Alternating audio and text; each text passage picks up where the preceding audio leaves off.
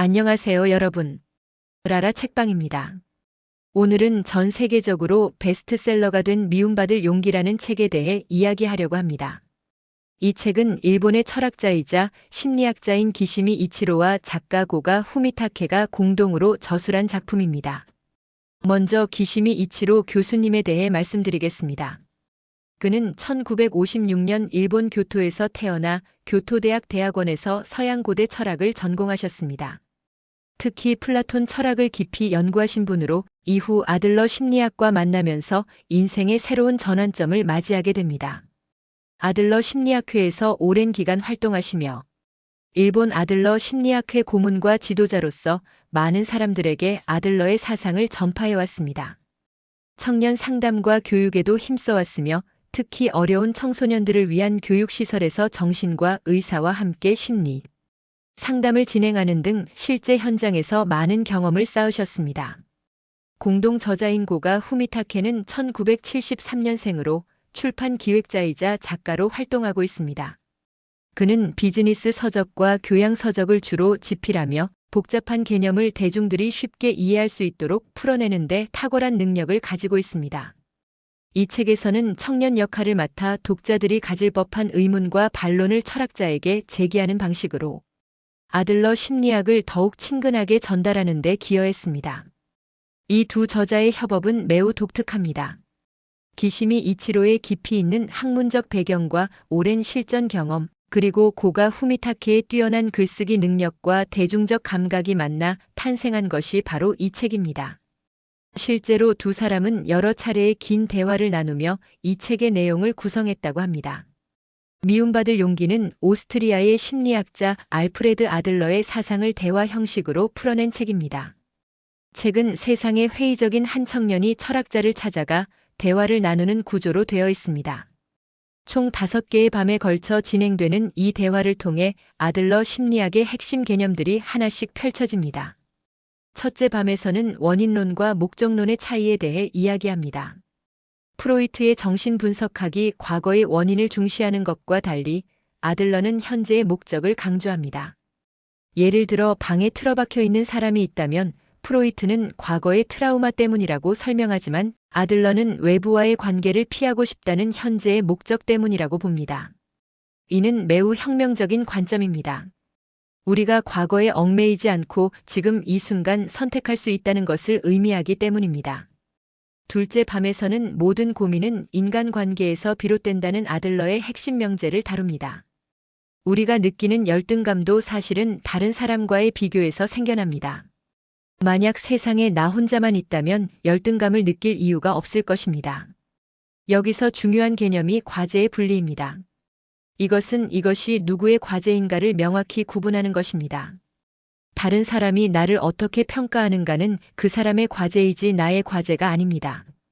나는 내가 할 수 있는 최선을 다할 뿐, 그 결과에 대한 타인의 평가까지 책임질 필요가 없다는 것입니다. 셋째 밤에서는 타인의 과제를 끊어내라는 주제로 이어집니다.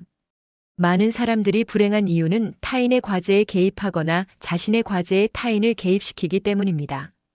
예를 들어 부모가 자녀의 공부를 강요하는 것은 자녀의 과제에 부모가 개입하는 것입니다. 반대로 타인의 인정을 받기 위해 살아가는 것은 자신의 과제에 타인을 개입시키는 것입니다. 과제를 분리하고 나면 대인관계는 놀라울 정도로 가벼워집니다.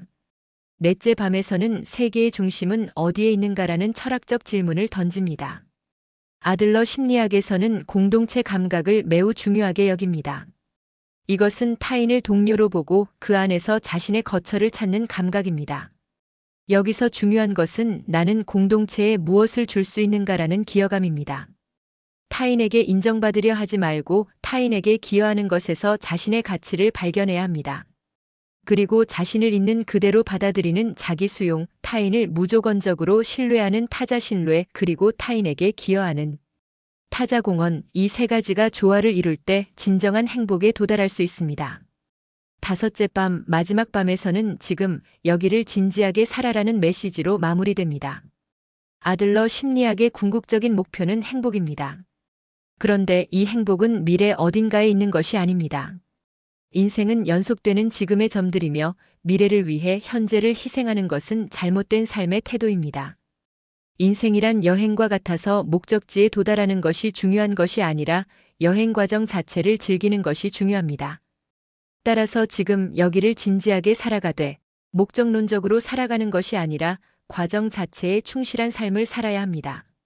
이 책을 읽으면서 가장 크게 느낀 점은 우리가 얼마나 많은 것들에 스스로를 가두고 살아왔는가 하는 것입니다. 과거의 트라우마, 타인의 시선, 사회적 기대 등 수많은 보이지 않는 족쇄들이 우리를 올가매고 있었다는 것을 깨달았습니다. 특히 과제의 분리라는 개념은 정말 충격적이었습니다. 저는 늘 다른 사람들이 저를 어떻게 생각할지 걱정하며 살아왔습니다. SNS에 올린 게시물의 좋아요 개수에 일희일비하고 타인의 평가에 제 가치가 흔들리곤 했습니다. 하지만 이 책을 읽고 나서 깨달았습니다. 타인이 나를 어떻게 평가하는가는 그들의 과제이지 나의 과제가 아니라는 것을. 나는 단지 내가 옳다고 생각하는 길을 가면 되는 것이고 그 길에 대한 평가는 타인의 몫이라는 것을 말입니다. 또한 미움받을 용기라는 제목이 주는 메시지가 매우 강렬했습니다. 모든 사람에게 사랑받으려 하는 것은 불가능하며 또한 그럴 필요도 없다는 것입니다. 누군가는 나를 싫어할 수도 있고 그것은 전혀 문제가 되지 않습니다. 중요한 것은 내가 나 자신에게 솔직하게 살아가는 것입니다. 책을 읽는 내내 청년의 반론들이 마치 제 내면의 목소리 같았습니다. 그렇게 쉽게 바뀔 수 있다면 누가 고생하겠는가, 현실은 그렇게 단순하지 않다는 등의 반박은 제가 평소에 가지고 있던 생각들이기도 했습니다. 하지만 철학자의 답변을 통해 그러한 생각들이 사실은 변화를 두려워하는 제 자신의 변명이었음을 알게 되었습니다. 무엇보다 이 책은 희망을 줍니다. 과거가 현재를 결정하는 것이 아니라 현재의 선택이 미래를 만들어간다는 메시지는 강력합니다. 어떤 과거를 가졌든 어떤 환경에 처해 있든 지금 이 순간부터 다르게 살아갈 수 있다는 가능성을 보여주기 때문입니다. 이 책에서 배울 수 있는 점은 정말 많지만 그 중에서도 가장 핵심적인 것들을 정리해 보겠습니다. 첫째, 목적론적 사고방식입니다. 우리는 늘 과거의 원인을 찾으며 현재를 정당화하려 합니다. 부모님이 이렇게 키워서 과거에 이런 일이 있어서 환경이 좋지 않아서 등등. 하지만 이런 사고방식은 우리를 과거의 포로로 만들 뿐입니다. 대신 지금 나는 무엇을 위해 이렇게 행동하는가라는 목적을 생각해야 합니다. 이렇게 생각하면 현재의 선택권이 내게 있다는 것을 깨닫게 되고 변화의 가능성이 열립니다. 둘째, 과제의 분리입니다.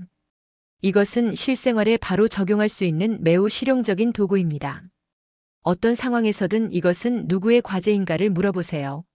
자녀가 공부를 하지 않는다면 공부는 자녀의 과제입니다. 부모는 도움을 제공할 수 있지만 강요할 수는 없습니다. 상사가 나를 인정해주지 않는다면 나를 어떻게 평가할지는 상사의 과제입니다.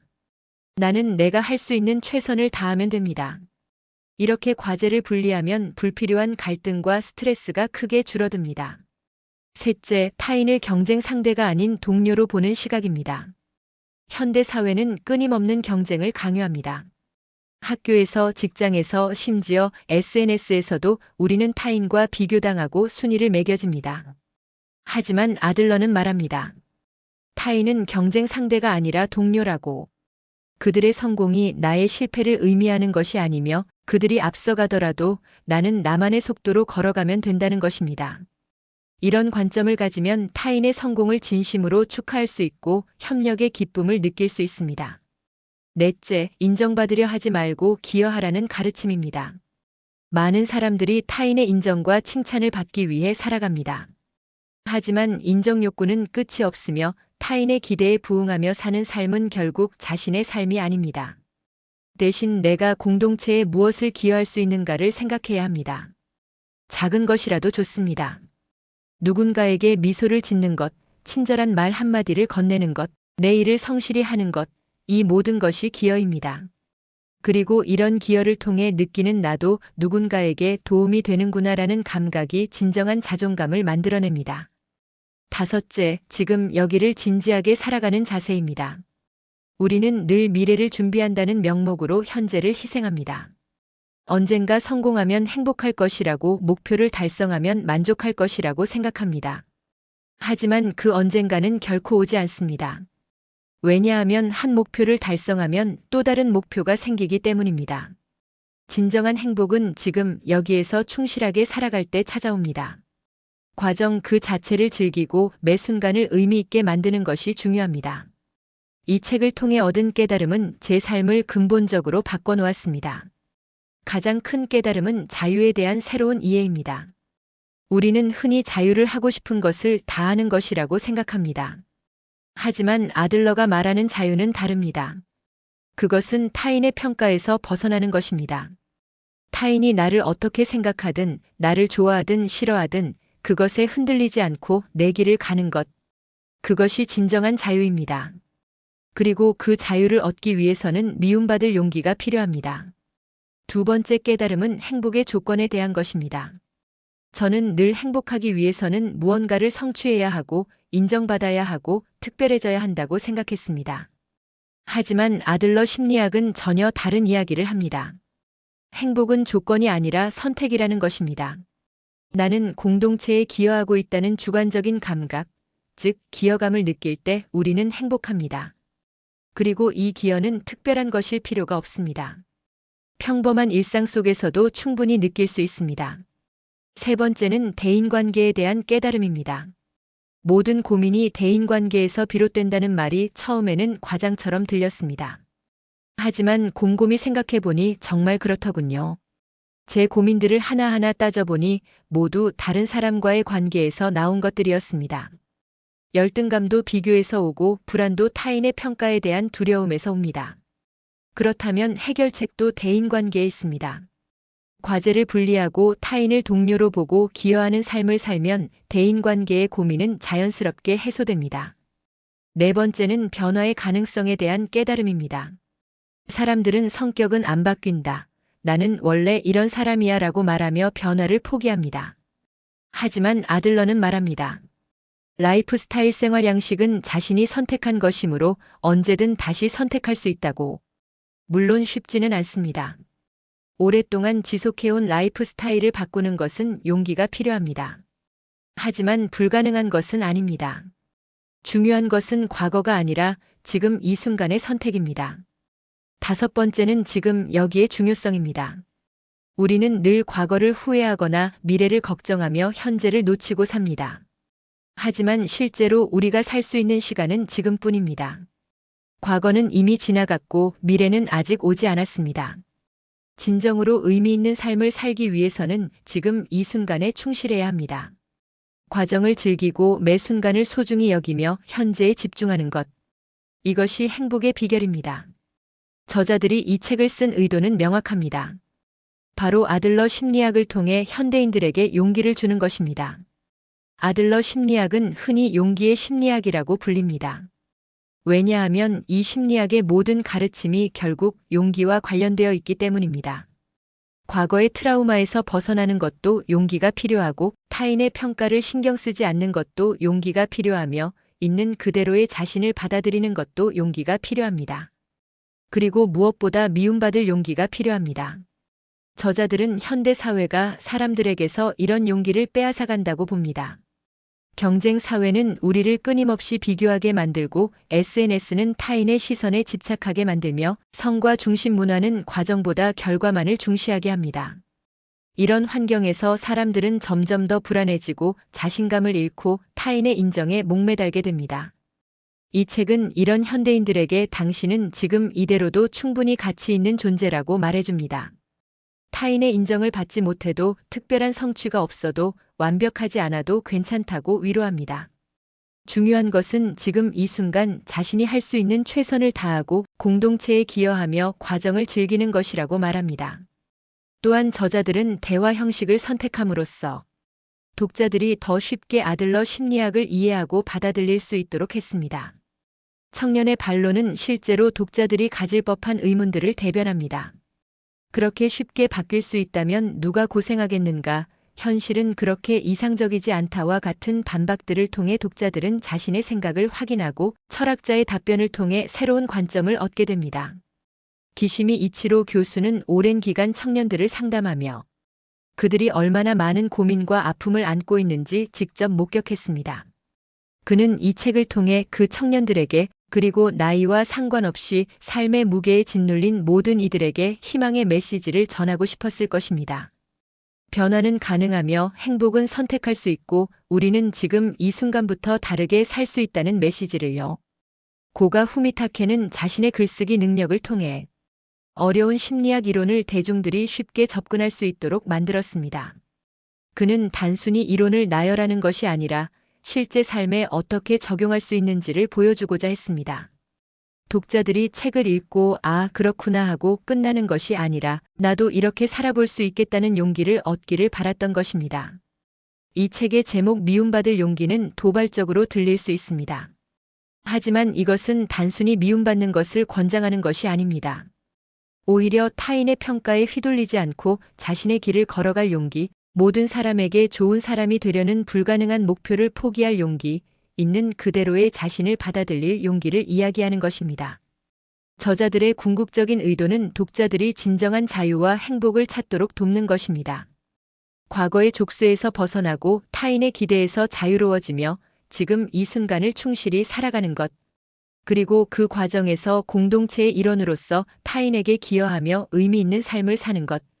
이것이 아들러 심리학이 제시하는 행복의 길이며 저자들이 독자들에게 전하고 싶었던 메시지입니다.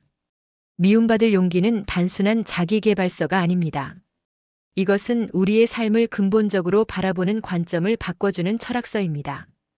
프로이트와 융과 함께 심리학의 3대 거장으로 불리는 아들러의 사상이 담긴 이 책은 100년이 지난 지금도 여전히 현대인들에게 깊은 울림을 줍니다. 이 책이 전 세계적으로 수백만 부가 팔리고 베스트셀러가 된 이유는 명확합니다. 그것은 이 책이 현대인들이 가장 절실하게 필요로 하는 것, 바로 용기를 주기 때문입니다. 불확실한 미래 앞에서 끊임없는 경쟁 속에서 타인의 시선이라는 보이지 않는 감옥 속에서 우리에게 필요한 것은 바로 용기입니다. 여러분도 이 책을 통해 용기를 얻으시기 바랍니다. 과거에서 벗어날 용기, 타인의 평가를 신경 쓰지 않을 용기, 있는 그대로의 자신을 사랑할 용기, 그리고 지금 이 순간을 진지하게 살아갈 용기를 말입니다. 그 용기만 있다면 우리는 누구나 행복해질 수 있습니다. 왜냐하면 행복은 조건이 아니라 선택이기 때문입니다. 지금까지 미움받을 용기에 대한 이야기를 들어주셔서 감사합니다. 이 책이 여러분의 삶에도 작은 변화와 큰 용기를 가져다 주기를 진심으로 바랍니다. 우리 모두 타인의 인생이 아닌 자신의 인생을 살아가는 용기를 가지기를 희망하며 이만 마치겠습니다. 이어서 미움받을 용기를 소개하겠습니다. 오늘은 전 세계적으로 큰 반향을 일으킨 미움받을 용기의 완결편인 미움받을 용기 2에 대해 이야기하겠습니다. 이 책은 전작이 행복으로 가는 길을 보여주는 지도였다면 그 길을 어떻게 걸어가야 하는지 알려주는 나침반과 같은 역할을 합니다. 저자 기시미 이치로 교수는 전작보다 더 구체적이고 실천적인 해법을 제시한다고 밝혔습니다. 실제로 이 책은 아들러 심리학을 이해할 뿐 아니라 실천할 수 있을까라는 문제 제기에서 지필되었습니다. 이야기는 전작으로부터 3년이 지난 시점에서 시작됩니다. 당시 도서관 사서였던 청년은 철학자와의 깊은 대화를 통해 아들러 심리학을 배우고 희망에 찬 마음으로 서재를 떠났습니다. 그는 세상을 다르게 볼 수 있게 되었고 인생을 주체적으로 살아갈 용기를 얻었습니다. 그로부터 3년 후 청년은 자신의 꿈이었던 교사가 되었습니다. 그는 학생들에게 아들러의 가르침을 실천하고자 했습니다. 학생들을 칭찬하거나 꾸짖지 않고 상과 벌이라는 수단을 사용하지 않으며 수직적 관계가 아닌 수평적 관계를 맺으려 노력했습니다. 하지만 현실은 녹록지 않았습니다. 학생들은 청년의 말을 듣지 않았고 학급은 점점 무질서해졌으며 동료 교사들과의 관계도 어려워졌습니다. 다른 교사들은 청년의 방식을 이해하지 못했고 학생들은 혼란스러워했습니다. 청년은 좌절감에 빠져 다시 철학자를 찾아갑니다. 그리고 분노에 찬 목소리로 말합니다. 아들러의 사상은 이론에 불과하다고 현실에서는 통하지 않는다고 말입니다. 이번 대화는 전작과 달리 5밤이 아닌 단 하룻밤에 끝나지만 그 내용은 전작보다 더욱 깊고 치열합니다. 책의 핵심 주제는 사랑과 진정한 자립입니다. 철학자는 먼저 교육의 본질에 대해 이야기합니다. 많은 교사들이 칭찬과 꾸중, 상과 벌을 교육의 도구로 사용합니다. 이것은 오랜 세월 당연하게 여겨져 왔습니다. 하지만 아들러는 이것이 근본적으로 잘못되었다고 말합니다. 칭찬이라는 것은 능력 있는 사람이 능력 없는 사람에게 내리는 평가이며 이는 필연적으로 수직적 관계를 만들어냅니다. 칭찬을 받기 위해 행동하는 사람은 결국 타인의 기대에 부응하기 위해 사는 사람이 되고 맙니다. 자신의 판단이 아니라 타인의 평가를 기준으로 살아가게 되는 것입니다. 그렇다면 어떻게 해야 할까요? 칭찬 대신 감사와 존경을 전해야 합니다. 학생이 무언가를 잘했을 때 잘했어라고 평가하는 대신 고마워 또는 도움이 되었어라고 말하는 것입니다. 이것은 미묘하지만 매우 중요한 차이입니다. 잘했어는 위에서 아래로 내리는 평가이지만 고마워는 수평적 관계에서 나오는 감사의 표현입니다. 이런 표현을 사용하면 학생은 타인의 평가를 받기 위해서가 아니라 공동체에 기여했다는 실감을 통해 자신의 가치를 느끼게 됩니다. 다음으로 존경의 의미를 깊이 있게 다룹니다. 아들러가 말하는 존경이란 상대방을 있는 그대로 보고 그 사람이 유일무이한 존재임을 아는 능력입니다. 사회심리학자 에리히 프롬은 존경 없이는 진정한 사랑이 있을 수 없다고 말했습니다. 우리는 흔히 사랑하는 사람을 나의 기대에 맞추려 합니다. 부모는 자녀가 이렇게 되기를 바라고 연인은 상대방이 저렇게 변하기를 원합니다. 하지만 그것은 진정한 사랑이 아닙니다. 상대방을 있는 그대로 존중하고 그 사람의 성장을 지원하는 것이 진정한 사랑입니다. 그렇다면 청년은 왜 실패했을까요? 철학자는 청년이 아들러 심리학을 제대로 이해하지 못했다고 지적합니다. 청년은 칭찬과 꾸중을 하지 않는 것이 방임이라고 착각했습니다. 학생들에게 아무것도 말하지 않고 아무것도 요구하지 않았습니다. 하지만 칭찬하지 않는 것과 방임은 전혀 다릅니다. 교사는 학생들에게 적극적으로 개입해야 합니다. 다만 그 개입이 지원의 형태여야 하는 것입니다. 학생들이 스스로 문제를 해결할 수 있도록 돕고 그들이 공동체의 일원으로서 기여할 수 있도록 이끌어야 합니다. 책의 후반부에서는 사랑에 대해 깊이 있게 다룹니다. 아들러는 사랑이란 두 사람이 달성하는 과제라고 말합니다. 이것은 매우 중요한 개념입니다. 사랑은 빠지는 것이 아니라 선택입니다. 운명적인 사랑 같은 것은 없습니다. 우리는 사랑할 사람을 선택하고 그 사람과 함께 사랑을 만들어갑니다. 그리고 이 사랑을 통해 우리는 자기 중심성에서 벗어납니다. 인생의 주어가 나에서 우리로 바뀌는 것입니다. 이것이 바로 자립입니다. 역설적으로 들리지만 우리는 타인을 사랑할 때만 진정으로 자립할 수 있습니다. 철학자는 또한 사랑할 용기에 대해 말합니다. 많은 사람들이 사랑받기를 원합니다. 하지만 먼저 사랑할 수 있다면 사랑받기 위해 애쓸 필요가 없습니다. 미움받을 용기와 사랑할 용기는 사실 같은 것입니다. 둘 다 타인의 평가에서 자유로워지는 것을 의미하기 때문입니다. 먼저 사랑하는 사람은 상대방이 나를 사랑해 주기를 기다리지 않습니다. 그저 사랑할 뿐입니다. 이것이 진정한 자유이자 자립입니다. 마지막으로 철학자는 교육의 목표에 대해 이야기합니다. 교육의 목표는 자립입니다. 학생들이 스스로 이성을 발휘할 용기를 갖도록 돕는 것이 교육입니다. 이 책을 읽으면서 가장 크게 느낀 점은 이론과 실천 사이의 간극에 대한 것입니다. 청년이 겪은 좌절은 사실 우리 모두가 겪는 것입니다. 좋은 이론을 배우고 이해했다고 해서 바로 삶이 바뀌는 것은 아닙니다. 실천이 따라야 하고 그 실천 과정에서 시행착오를 겪게 됩니다. 청년의 실패는 그가 게으르거나 능력이 없어서가 아니었습니다. 그는 진심으로 아들러의 가르침을 실천하려 했습니다. 하지만 그 과정에서 핵심을 놓쳤습니다. 칭찬하지 않는 것을 방임으로 오해했고 개입하지 않는 것이 학생을 존중하는 것이라고 착각했습니다. 타인의 평가를 신경 쓰지 않으려 노력했고 내 과제에만 집중하려 했습니다. 하지만 그 과정에서 때로는 냉정해 보이기도 했고 타인과의 관계가 소원해지기도 했습니다. 과제를 분리한다는 것을 타인에 대한 무관심으로 잘못 이해했던 것입니다. 이 책을 읽고 깨달았습니다. 과제의 분리는 관계를 끊으라는 의미가 아니었습니다. 오히려 더 건강한 관계를 위한 것이었습니다. 특히 사랑에 대한 부분이 깊은 인상을 남겼습니다. 사랑이 빠지는 것이 아니라 선택이라는 말이 처음에는 낯설었습니다. 우리는 늘 운명적인 사랑, 첫눈에 반하는 사랑을 동경합니다. 드라마나 영화에서 그런 사랑을 아름답게 그려내기 때문입니다. 하지만 철학자의 말을 곱씹어 보니 그것이 더 현실적이고 성숙한 사랑의 모습이라는 생각이 들었습니다. 사랑은 감정의 폭발이 아니라 지속적인 선택과 노력입니다. 상대방을 있는 그대로 존중하고 그 사람의 성장을 지원하며 함께 성장해가는 것이 진정한 사랑이라는 메시지가 마음에 깊이 와닿았습니다. 또한 교육에 대한 부분도 매우 인상적이었습니다.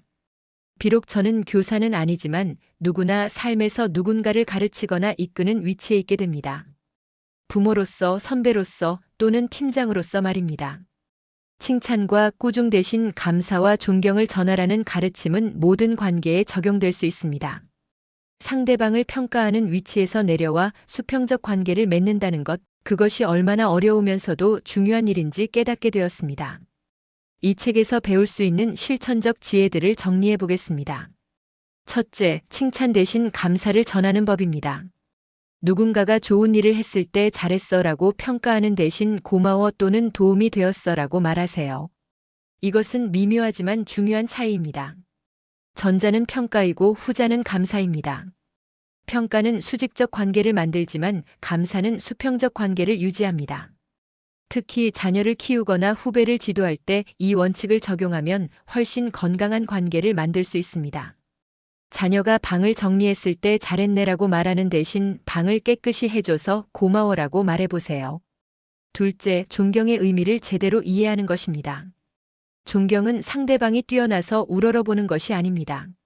상대방을 있는 그대로 보고 그 사람의 유일무이함을 인정하는 것입니다. 모든 사람은 각자의 방식으로 특별합니다. 누군가를 나의 기준으로 평가하고 판단하는 대신 그 사람만의 특성과 가능성을 인정할 때 진정한 존경이 시작됩니다.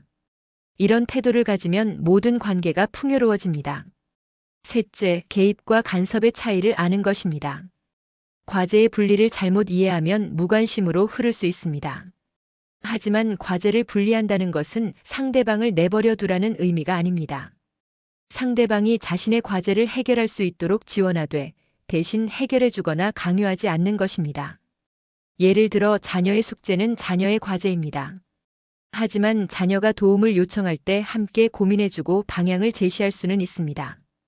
다만 숙제를 대신 해주거나 억지로 시키지 않는 것입니다. 넷째, 사랑을 선택으로 이해하는 것입니다. 사랑은 감정이 아니라 결단입니다.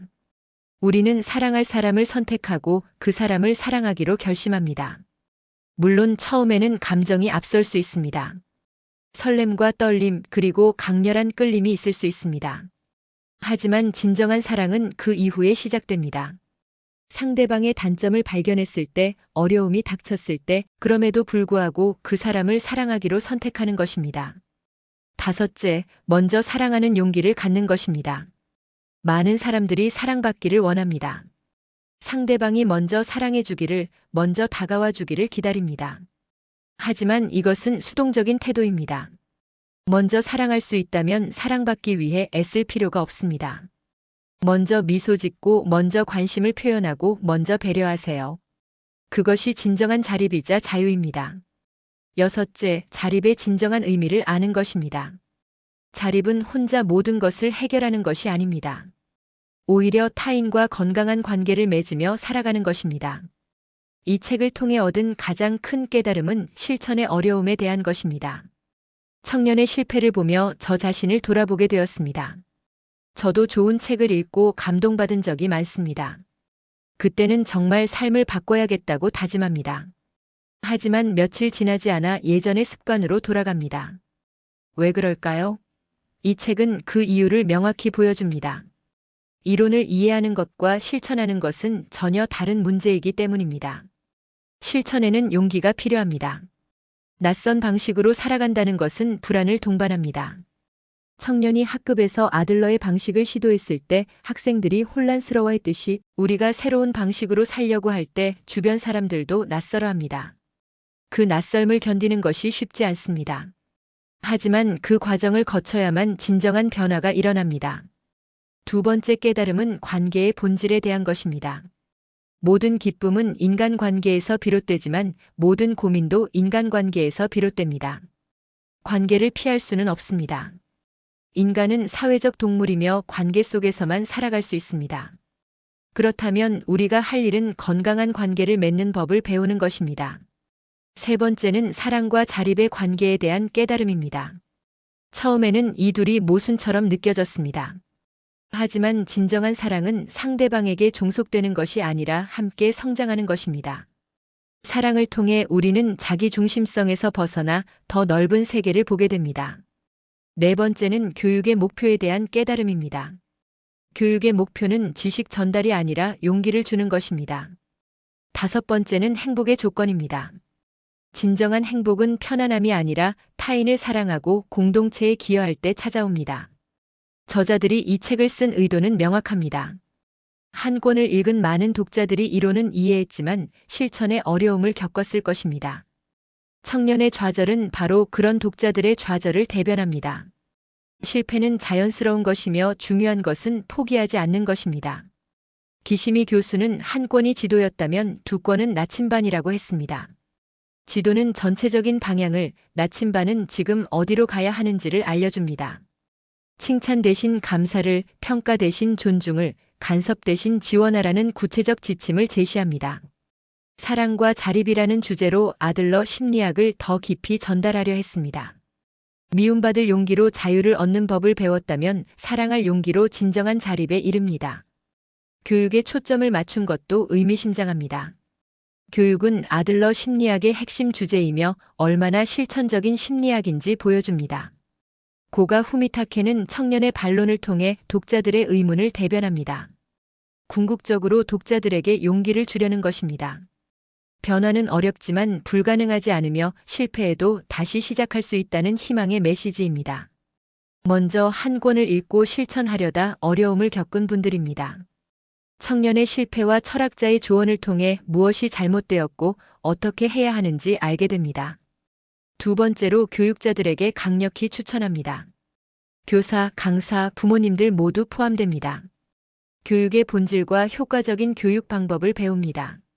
세 번째로 리더십을 발휘해야 하는 분들입니다. 존중하고 지원하는 리더십을 배웁니다.